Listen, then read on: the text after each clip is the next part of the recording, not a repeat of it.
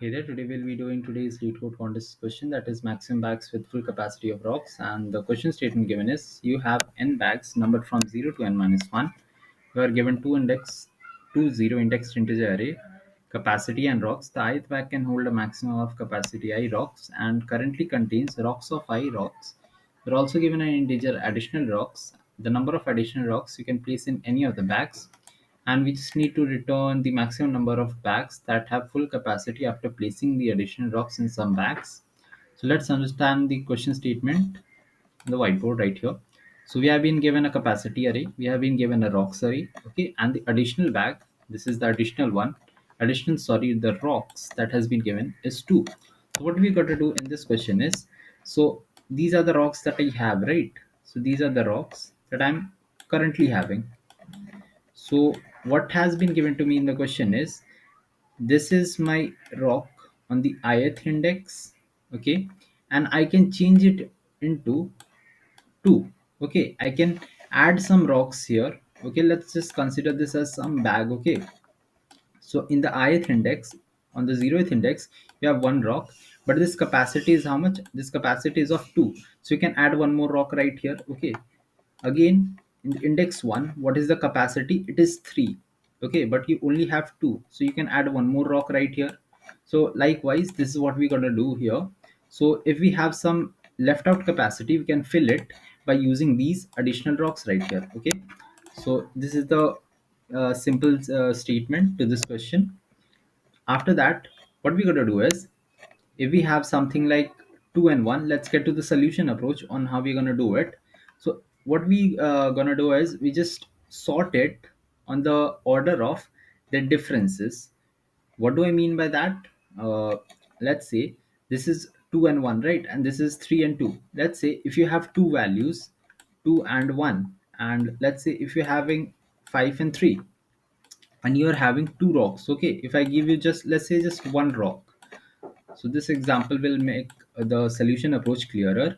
So I just have one additional rock. So where are you going to use it to maximize the value? You will obviously use it right here, right? See, because you had a rock, let's say you had a rock, only one rock you have, and your back capacity is 2. So you use one more rock, the additional rock, and the back capacity is full right now. Okay, but let's say you have three rocks right here, 1, 2, and 3. The back capacity is 5. So even if you use this one rock, it is still going to be empty, right?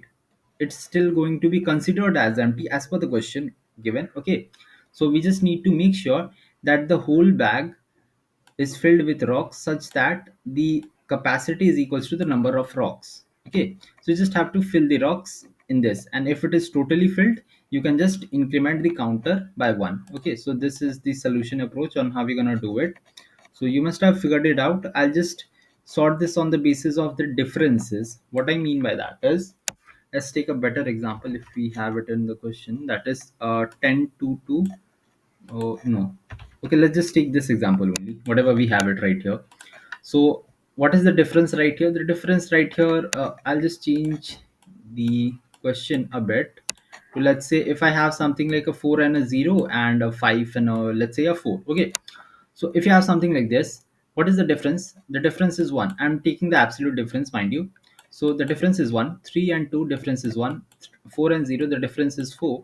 5 and 4, the difference is 1 again. So what we can do is, so I need one rock here to make this 2.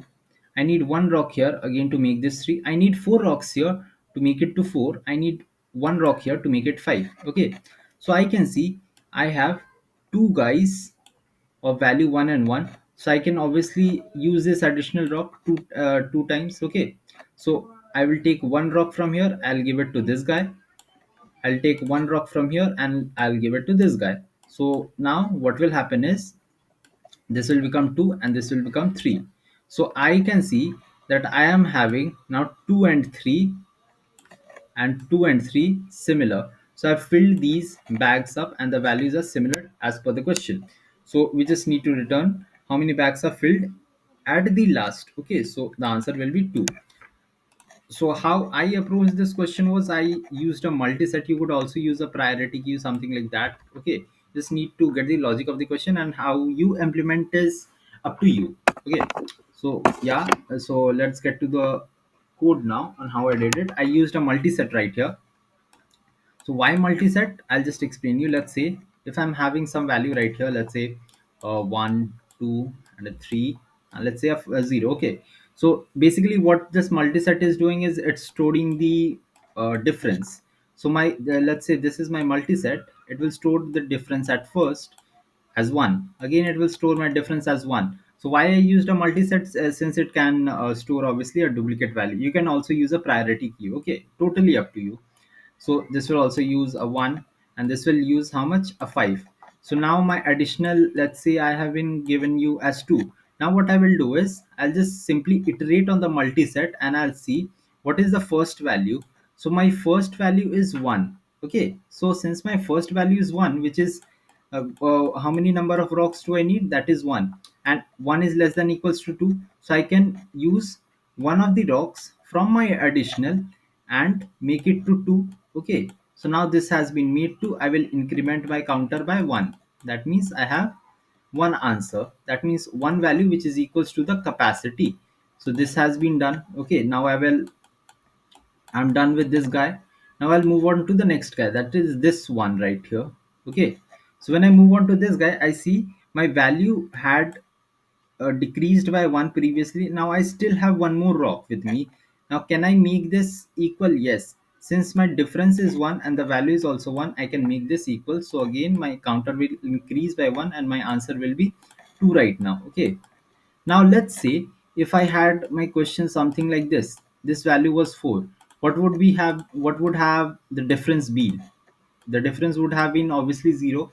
So if the difference is 0, do I need any rock to make these two equal? No, obviously not. So if my difference is 0, I simply increment my counter by 1 always, because we know this is already equal. We do not need to do any operation in this.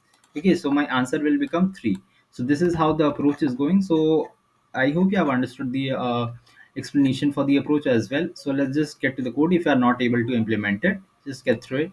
Okay, so we just insert this, all the differences. This is pretty simple. You just do an absolute value and you iterate on the map. This is the part where we iterate on the map. As I said, if the value of the difference that we found right here, let's say this guy is 0, so we just increment our counter by 1. That means answer by 1.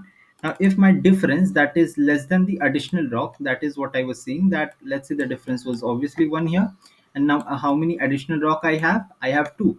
So I obviously have more rocks than this difference, so I can use one of the rocks from there to add up here, and I will get the answer as 2. So this is what I was doing, and I'm decreasing. So mind you, this step is important. So just how many rocks you have used, just decrease it from the actual number of rocks and increment the counter. If we do not have sufficient rocks to make the required changes, we'll just break out of the loop and we'll just return the count. Okay, and I'll just run this here and not submit it. I've already submitted this during the contest. Okay, so it will run perfectly fine. And yeah, this is it for this question. If you don't understand this, please like and subscribe, and yeah, thank you for watching.